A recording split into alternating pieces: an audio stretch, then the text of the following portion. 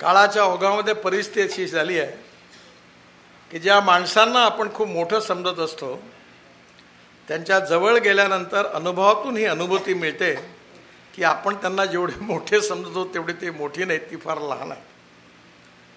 आणि दुरून ज्यांना आपण अतिशय लहान समजत असतो त्यांच्या जवळ गेल्यानंतर मग आपल्याला माहिती होतं की आपण यांना समजत होतो एवढे लहान नाही, हे खूप मोठे आहे. मला आठवते मी आणि मुंडे साहेब एकदा महाराष्ट्र सरकार असताना आमच्या हिंगणा भागात एक रेखाताई पवार नावाच्या महिला आम्हाला भेटल्या.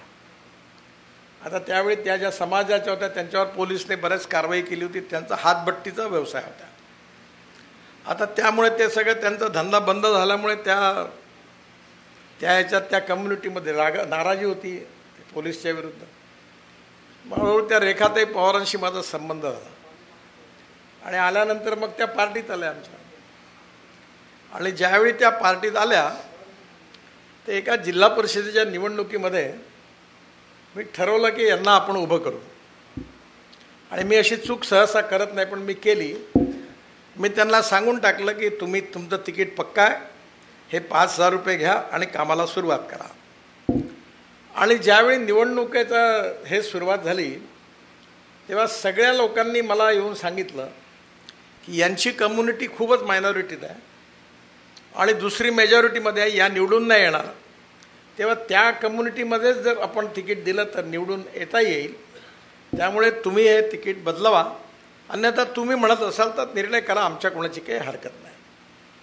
मी धर्मसंकटात पडलो.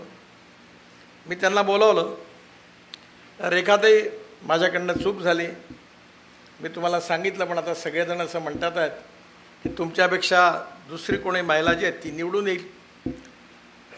मी एवढं वाक्य पूर्ण करायच्या आत ते म्हणलं भाऊ त्याच्यात काय मोठं आहे म्हणा. लगेच पर्स उघडली, 2800 रुपये मला वापस केले.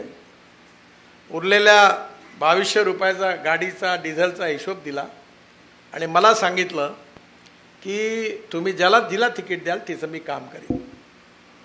आता मी अनेक वर्ष पार्टी चालवली, खूप मोठे मोठे लोक पाहिले आणि तिकीट नाही मिळालं की कसे शिव्या शाप देतात, घराच्या बाहेर काढतात. राजकारणामध्ये याचे खूप अनुभव माझ्याजवळ जमा आहेत.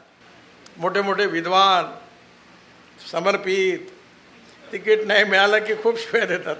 मला दुर्भाग्य होतं की मी पार्टीचा प्रमुख, मी अनेक वेळा ते तिकिटाच्या समजवायला जावं लागायचं. पण त्या बाईंनी जे शिकवलं ते मला लक्षात आलं की हिचा कुठलंच बॅकग्राऊंड नाही, शिक्षणाचंही नाही. आणि त्यामुळे चांगुलपणावर पेटंट सुशिक्षित सुसंस्कृत किंवा धनवान माणसाचं नाही आहे. चांगुलपणावर जे पेटंट आहे ते छोट्या माणसाचं पण आहे. म्हणजे पेटंट नाही आहे पण त्याच्यात आपल्याला लहान माणसाकडनंही शिकायला मिळतं.